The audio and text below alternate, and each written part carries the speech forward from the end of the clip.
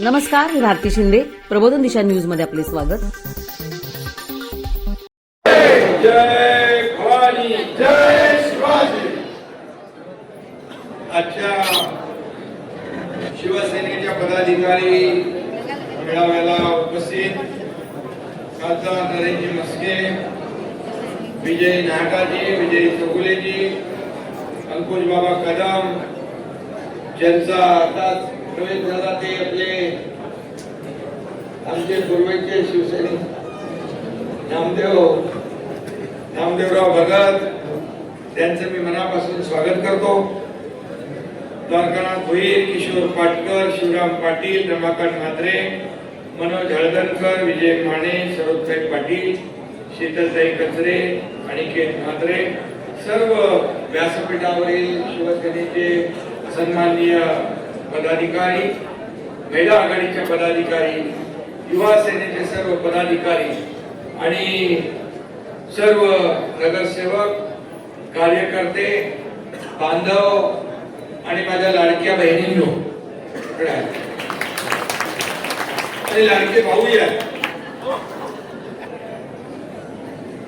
राज्यातले आताच नगर पालिकांचे निकाल आपण पाहिले आणि ते निकाल आपण पाहताना आपण विधानसभा जिंकली, आज नगरपालिका जिंकलो. विरोधियों को किया ढेर, आज यूपीटी को पता चला होगा कौन है असली शेर.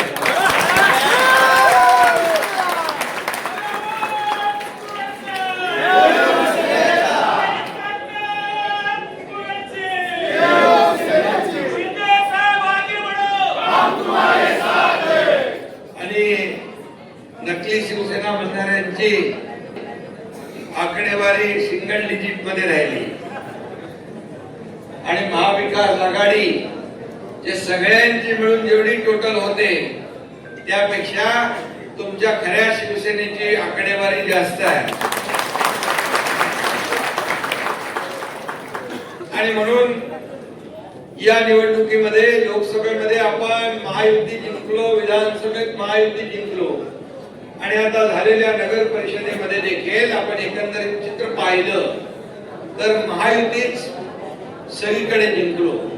काही ठिकाणी आपण एकत्र होतो, काही ठिकाणी वेगवेगळे आपण लढलो, पण शेवटी जिंकताना महायुतीच आपल्याला लोकांनी महायुतीलाच विजय मिळवून दिलेला आहे. आणि म्हणून येणाऱ्या महापालिकेच्या निवडणुकांमध्ये देखील जसं लोकसभा, विधानसभा, नगरपालिका आणि महापालिका देखील महायुतीचाच भगवा झेंडा फडकल्याशिवाय राहणार नाही, हा विश्वास या ठिकाणी मी व्यक्त करतो. शेवटी मी आता पत्रकार परिषद देखील घेतली. यामध्ये राज्याचे मुख्यमंत्री देवेंद्र फडणवीसजींचं देखील मी अभिनंदन केलं. त्यांनी देखील जवळपास सगळ्या जागा लढवल्या आणि नंबर 1 चा पक्ष म्हणून या ठिकाणी त्यांना विजय मिळाला आणि आपण कमी जागा लढवून आपला स्ट्राईक रेट सगळ्यात जास्तीचा आला. यासाठी मी तुमच्या मनापासून अभिनंदन करतो. महाराष्ट्रातल्या तमाम माझ्या कार्यकर्त्यांचं मनापासून अभिनंदन करतो. काही लोक म्हणायचे शिवसेना फक्त मुंबई आणि ठाण्यापुरती आहे, काही लोक म्हणायचे ठाण्यापुरती आहे. आता शिवसेना चांदा ते बांद्यापर्यंत आहे हे दाखवून दिलेलं आहे. महाराष्ट्रातल्या तमाम छोट्या छोट्या शहरांमध्ये, गावागावामध्ये शिवसेना आणि तुमचा धनुष्यबाण यावेळेस पोचला. मला आनंद आहे आणि अभिमान पण आहे माझ्या कार्यकर्त्यांचा की कार्यकर्ते लढले आणि त्यांच्या पाठीशी एकनाथ शिंदे पण खंबीरपणे उभा राहिला. आणि त्यामुळे या निवडणुकीमध्ये माझ्या लाडक्या बहिणींनी देखील प्रचंड मोठं साथ दिली. त्या लाडक्या बहिणींचं अभिनंदन करतो, माझ्या लाडक्या भावांचे अभिनंदन करतो की आपण महाराष्ट्रामध्ये शिवसेनेला जे यश मिळवून दिलं ते यश आतापर्यंतच्या अख्ख्या शिवसेनेच्या इतिहासामध्ये सगळ्यात जास्तीच्या जागा आपल्याला आता मिळालेल्या. आणि म्हणून हे तर एक झाकी आहे, पिक्चर अभी बाकी है. काय म्हणतो आपण, हे तो ये तो सिर्फ क्या ट्रेलर पिक्चर अभी बाकी आहे. आणि म्हणून काही लोक म्हणत होते जेव्हा तुमच्या एकनाथ शिंदेने या महाराष्ट्रामध्ये एक बाळासाहेबांच्या विचाराला जेव्हा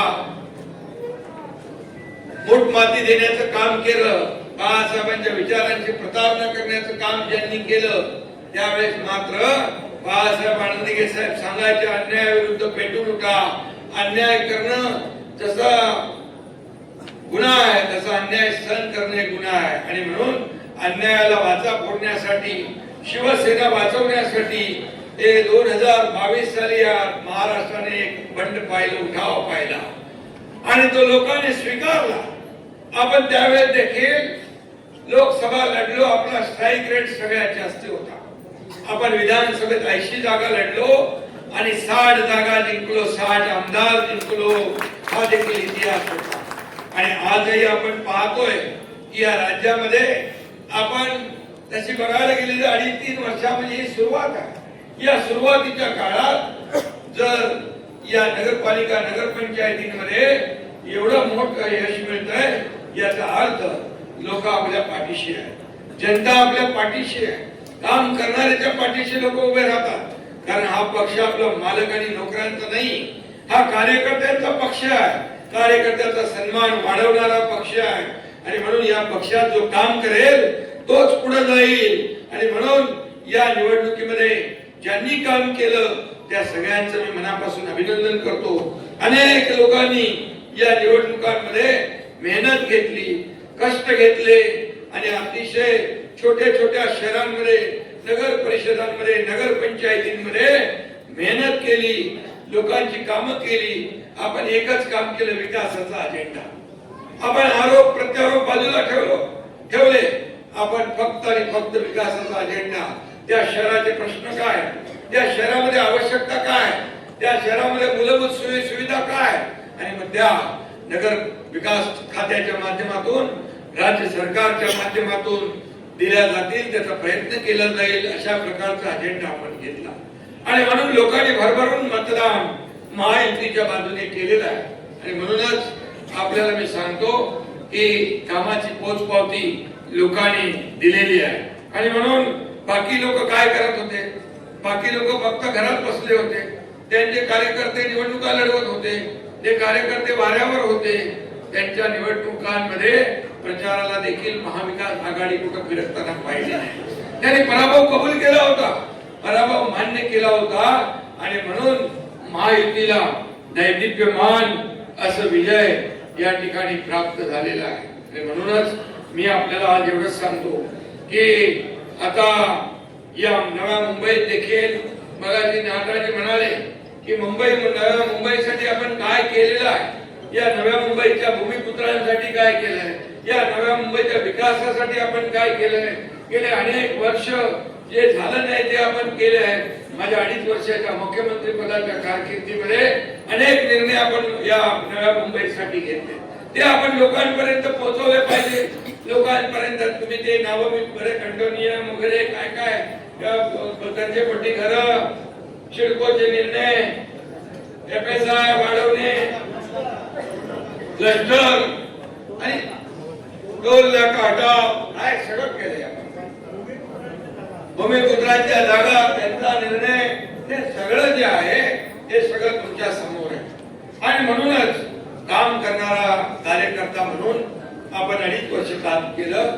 आणि 2.5 वर्षाच्या काळामध्ये या ठिकाणी विकासाला आपण चालना दिली, कल्याणकारी योजना केल्या. तुमच्या इथे वाशीचा 3रा ब्रिज पण आपणच केला, तो आता सुरू झाला. त्याची टोल नाका काढून टाकला. इथं आता नवी मुंबई म्हणजे मुंबईपेक्षा नव्या मुंबईचं महत्व वाढतंय. एअरपोर्ट झाला, आता 3री मुंबई ग्रोथ सेंटर मोठं होत आहे.